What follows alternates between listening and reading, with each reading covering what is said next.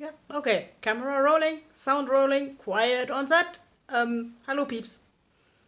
I know it has not been a week since my last video, but let's say I'm kind of tense because of the volcano. I'm pretty much far away, but I'm also like keeping my phone on for alerts if I have to do anything or if I can reasonably help anybody. But status now, it's basically, it arrives in my brain that I can't do anything. It's like not like in this El Dorado movie where where the people just yelled stop and then the volcano suddenly stopped. Um, it has not started yet, but it could start any minute. So what I can do now is calming myself and maybe others by telling stories. Sort of like grandma rounding up the children in many cultures. Uh, so I thought, like, since it's still daylight and I feel like it, I could make my own lost media search video. Sorry, I didn't have the time and energy to do drawings for it, but maybe at some point I might edit this video like with drawings just for the sake of learning how to edit. In the background, you see the horse. The horse has its birthday this week, as conveyed by my um, Facebook memories, because, yeah, I painted this a long time ago. And it just stayed here because it belongs here. And let's say people have other problems in the world than hanging a huge picture on their wall. So, yeah. My own lost media search case, I think I've mentioned this a couple of times. It has to do with a horse. I'm calling it the Cantering Notes and Love. But of course, the original maker might have called it something totally different.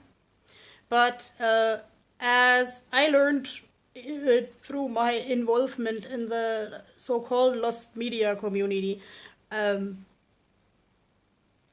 every lost media, as in a song or film or other piece of media where that you is maybe old and that you only remember a fraction of, and other people on the internet might remember more or might be able to tell you or not what it's really called and who made it and where to find it. So any decent lost media thing needs a couple of rule outs. Okay, let's begin with a story at the start. The year is like something like 1998, 9. I am a total cassette tape kiddie, as it's appropriate to people born in the early 80s. Uh, and I'm making, okay, what the lost media community mostly calls mixtapes, or what like my family taught me to call takeouts, stuff that like taping stuff from the radio. Um, like, as opposed to some music collectors, I liked keeping the talking in. And let's say if a song has a chorus, by the way, I would still find it intelligent to tape the chorus first, because that's mostly some kind of key line that other people would know if you want to ask other people what this thing is called. But now, in this year 1998 or 1999, I have a problem. This thing doesn't have a text, this thing doesn't have a chorus, and like, what I consider a problem today, but I couldn't know this 25, 26 years ago. Um, I took this piece of music kind of for granted. And because that played relatively often.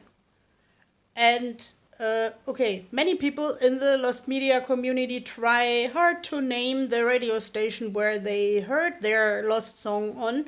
So, like some people claim I have photographic memory, but I say my photographic memory is sort of like a Swiss cheese. Lots of substance, lots of aroma, but also lots of holes. So my most promising candidates is Radio F Nuremberg or Bayern 1 in Munich. So, and silence, collecting words. Wow, it would be good to have such a sketch script like I sometimes have. But yeah, not today. Because now my head is full of colors. Because if you've never been here, don't have not watched any of my other videos, I see music in colors. So I have a like a permanent MTV in the head, and I'm this person who walks into a room and says, "Can you people switch the TV off while we're talking?" Oh, wait a second, there is no TV, there is just a radio. So there is this flute music, wonderful, blue with a horse silhouette, and it actually encountered me at a time of like very personal emancipation, because I was preparing for like a student exchange year in Canada, and I hated school in Germany, and yeah. So actually, this song to me also kind of is a bit of identity, because it gave me a sense of freedom. It looked and sounded a lot like some other songs. So, like what the Lost Media community would call rule outs. I'm starting right away with Richard Kleiderman, Bert Kaempfert, Roger Whittaker. It's not like I haven't tried Roger Whittaker in the Googling, because like he has a connection to Africa. The song has a probably a connection to Africa. I'll get to that later. But Africa is big, and Roger Whittaker, God bless his memory, he said everybody has a whistle. You just have to learn how to control it. And but it's not his song. I tried all of his whistle songs, and I discovered a lot of gorgeous music. But okay, here I have to whistle the unknown song into the universe. And if anyone knows this, if anyone like has any ideas besides Roger Whittaker and Richard Kleiderman and Bert Kaempfert, and yeah, okay, please get off my back with that Jethro Tull bourrée. I phoned an unrelated radio station where I was a regular guest on a request show. I whistled the song to them, and they said it's Jethro Tull. I get the notion why, because like several people have like independently suggested bourrée by Jethro Tull, but stop it. That's rule out number 1 to win 3. So let's whistle.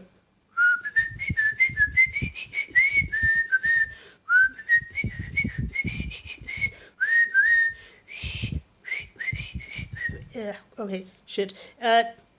Okay, I'm not supposed to curse on camera. Beep, I know. But yeah, Soundhound has not recognized this whistling. There is a better video of the whistling, even with my vision of the music. Just scroll through my videos if you're interested. But point made, Shazam doesn't recognize it, Soundhound doesn't recognize it, because I can't do the Roger Whittaker thing and control my whistle at every day.